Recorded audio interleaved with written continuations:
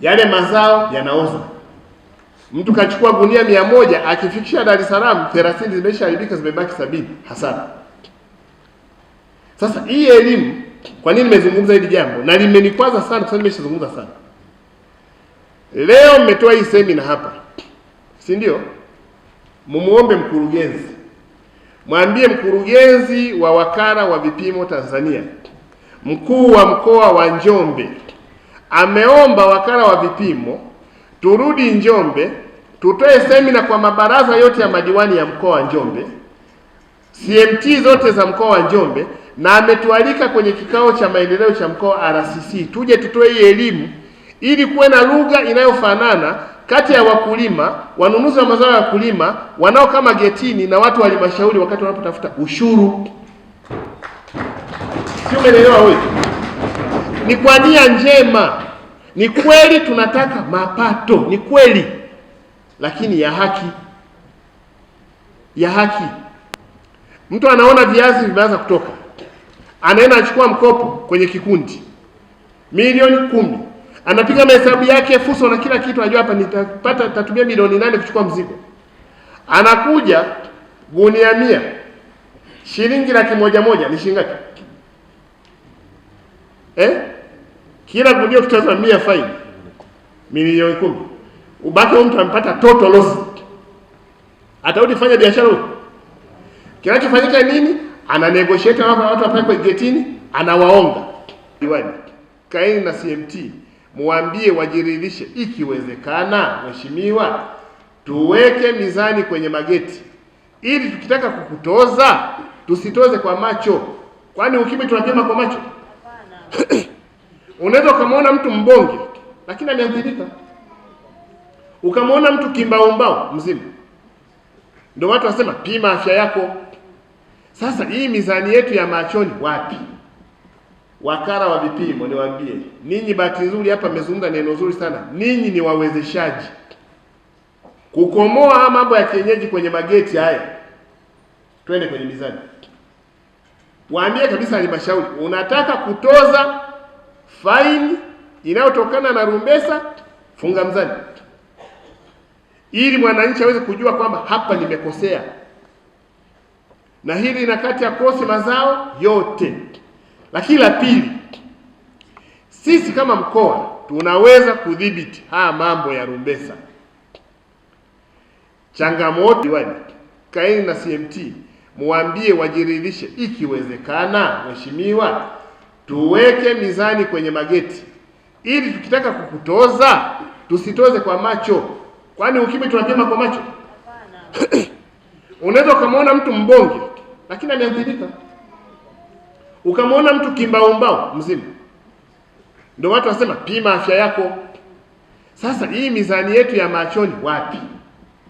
Wakala wa vipimo, niwaambie ninyi, bahati nzuri hapa mmezungumza neno zuri sana, ninyi ni wawezeshaji kukomoa mambo ya kienyeji kwenye mageti haya. Twende kwenye mizani.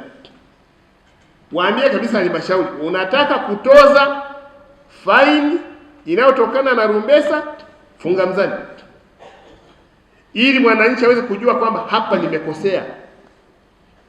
Na hili ina kati ya kosi mazao yote. Lakini la pili, sisi kama mkoa tunaweza kudhibiti haya mambo ya rumbesa. Changamoto, mimi naweza kazuia viazi vya Njombe visitoke kwenye kiwango ambacho nyinyi mnasema, lakini mkajikuta kwamba sisi tumezuia Njombe, viazi hivyo vinatoka Iringa, havina hayo masharti. Yale tulikuwa tunafanya kampeni ya kukamata makokoro.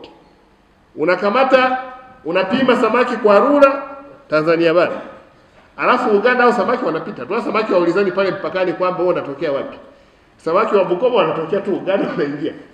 Sasa sisi tukidhibiti Njombe, rumbesa, wakala wa mizani, mko tayari kutusaidia kudhibiti viazi vya kutoka Mbeya kwenda Dar?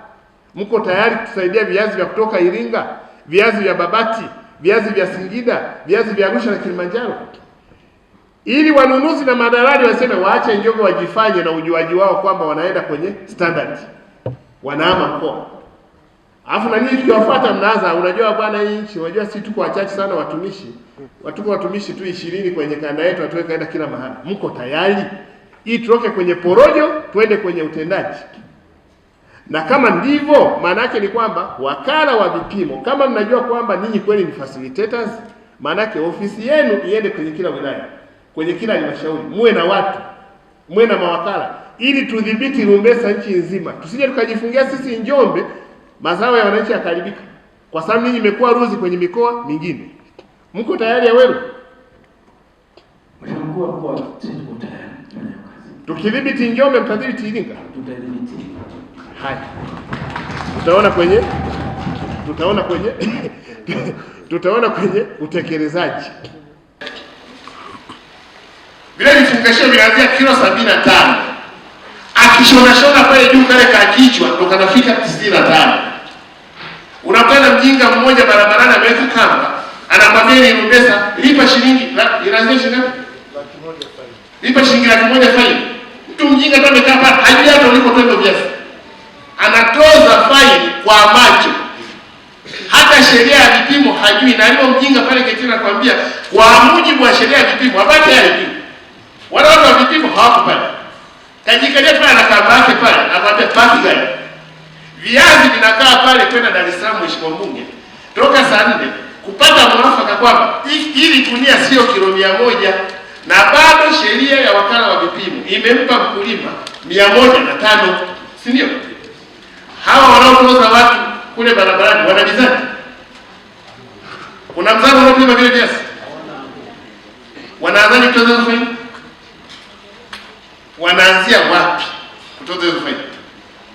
Hii twende pale getini, mimi na mawakala wa vipimo tukae pale, nipite gari la viazi, tuseme hiki kichwa hiki cha juu kimesababisha hili kurefika kilo 100. Kipeto cha wapi? Kwa nini nimezungumza hili jambo, mheshimiwa mbunge? Madiwani wako humu. Ninyi ndio mnaopeleka watu wakaa kwenye mageti na kamba. Ni kweli tunataka mapato, lakini tusionee wananchi. Tuiseme kwamba sheria ya mizani inatambua kwamba gunia ujazo halisi ni kilo 100. Hii mbaya, siku nyingine ukaamua tukafanya hapa kitu cha kutambua wanawake wawekezaji kwenye mkoa. Sina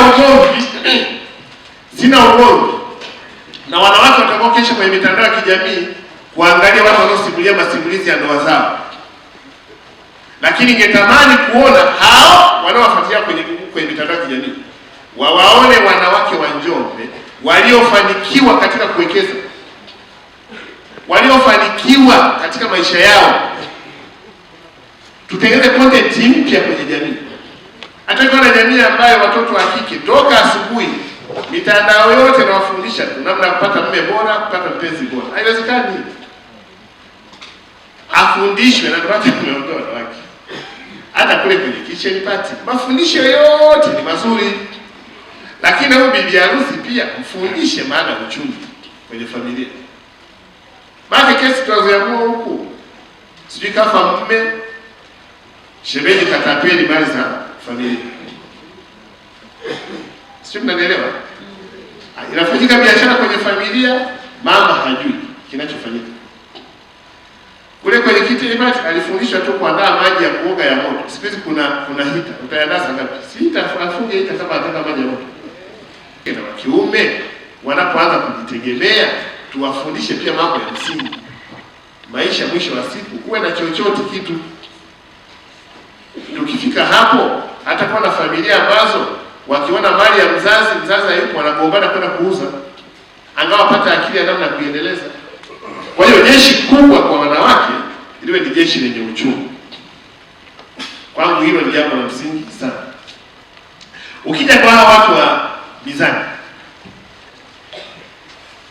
na Owelu huku hapa na wenzako na madiwani wako huko na viongozi wa chama wako hapa, rumbesa hii tunapigia kelele hapa. Hivi mnajua kwamba tukienda kwenye haki ile ya Mungu kabisa, tumekuwa tukiwapiga wananchi wetu faini ya rumbesa ya uongo ile kabisa. kwamba tunataka tuwe watu wa kweli kabisa kwa Mungu. Faini za rumbesa kwa wakulima wa Njombe nyingi ni uongo, ni feki. Kwa sababu nyewe watu wa mizani, rumbesa ni kilo ngapi? Wewe, yes. Ni kilo ngapi unaposema rumbesa? Ni kwanza kilo ngapi? Mheshimiwa Mkuu wa Mkoa, rumbesa ni kilo 100. Kilo 100.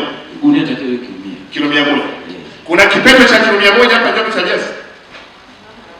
Kwani kipeto ni kilo ngapi? 90 mpaka 95.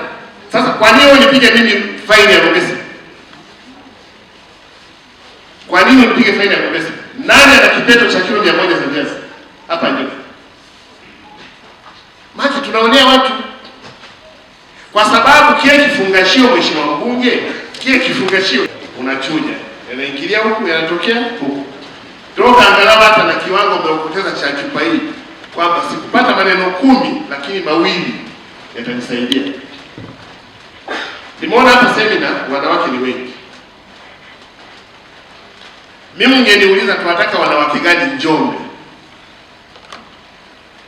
Hivi neno wanawake ni jeshi kubwa la Biblia au tuijitungia tu sisi wenyewe? Na Biblia kwamba wanawake ni jeshi kubwa la aina gani? Unafahamu sifa ya majeshi bora duniani? Sifa ya jeshi duniani kote, sifa ya kwanza ni uchumi. Sifa ya pili, ubora wa teknolojia. Unaposema sisi wanawake ni jeshi kubwa, tunataka uchumi unaoboresha hilo jeshi. Maana yangu ni nini? Wanawake wa Njombe tunataka tuwajenge kuwa jeshi kubwa la kiuchumi. Na ndio maana utaona wanawake wa Njombe hata katika tathmini ya kitaifa, Njombe ni miongoni mwa mikoa michache sana Tanzania ambao wanawake wanamiliki mali, wanamiliki ardhi. Kwa hiyo unaposema sisi wanawake ni jeshi kubwa, jeshi kubwa la kiuchumi, unaanza na uchumi, mengine yanafuata. Sio, mnanielewa ndugu zangu? Unaanza na uchumi, wengine wanafuata. Kwa hiyo tukilibeba hilo, hii semina ambayo Mheshimiwa Pindi amewasaidia kupata wadau kuja kuwafundisha itawasaidia, kwa sababu kichwani mwako unakuja tayari na jambo la kutaka kujua. Tunapokuja kwenye 442, 4 vijana, 4 kina mama, 2 watu wenye mahitaji maalum.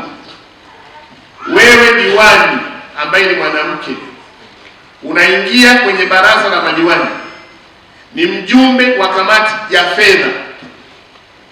Unapoona tunapitisha hela za 10%, wewe kama mwanamke unauona uchumi wa wanawake wenzio kwenye pesa hizo ambazo Mheshimiwa Rais ameridhia, au unaona baki kushangaa? Diwani ambaye ni kijana tunapitisha 10% mapato ya ndani, tunaweka vijana 4%. Wewe uko mle kwenye kikao, unaiona impact hizo pesa kwa vijana wenzako, au na wewe ndio muuliza swali? Mimi ninawauliza kwa sababu pia kama kijana, ndio maana interest ya kuona hizo pesa zina impact vijana. Wewe diwani mwanamke, halmashauri unakuta diwani mwanamke, mwenyekiti wa halmashauri ni mwanamke, mkurugenzi ni mwanamke, lakini wanawake wenzao kwenye halmashauri wanapata shida, wanahangaikia hizo 4% kuzipata. Kwa nini? Kwa nini tuanifanye itokee hivi? Sisemi hapa na hapa kwa mfano. Maana matarajio yetu ni kuona kwamba so long as tunayo nafasi na hapa wanawake viti maalum vya kuwa madiwani, ni lazima ile impact ya hao wanawake kwenye halmashauri ionekane kwenye vikundi vya kina mama, kwenye ile miradi. Tunapojadili 10%, tumetenga 4% vijana, 4 kina mama, 2 watu wenye mahitaji maalum. wewe mwanamke, jicho lako unalikazia kwa kiasi gani tunapopitisha vikundi kwenye halmashauri yako? Unaenda kwenye halmashauri, wanawake wale wanaanza kulalamika, mbona sisi tumeomba mikopo hii mara 3 mara 4 hatupati? Anayefanya maamuzi kwenye vikao vya kanseli ni mwanamke mwenzao, diwani aliyoko pale mwanamke mwenzao, wanaoingia kwenye kamati ya fedha wanawake wenzao. Sasa tunasema jeshi kubwa, kama hilo jeshi halina jicho la uchumi, maana ni kwamba tunadanganyana. Si mnaelewa? Ni pale ambapo mtakuwa na msuli wa uchumi, mtakuwa na kauli. Mtakuwa na kauli. Sio wakati wote mtu ambaye sijafahamu tafsiri nzuri ya umaskini, lakini huwa kuna lugha inazungumzwa.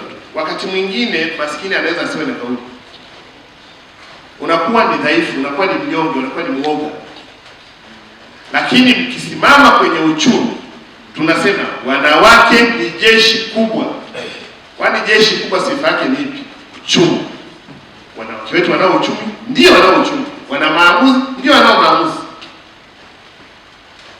Kule Makambako anapotoka mwenyekiti mstaafu yule kumtema ni diwani, anawafahamu wanawake kule wanaojenga uchumi, na yeye mwenyewe.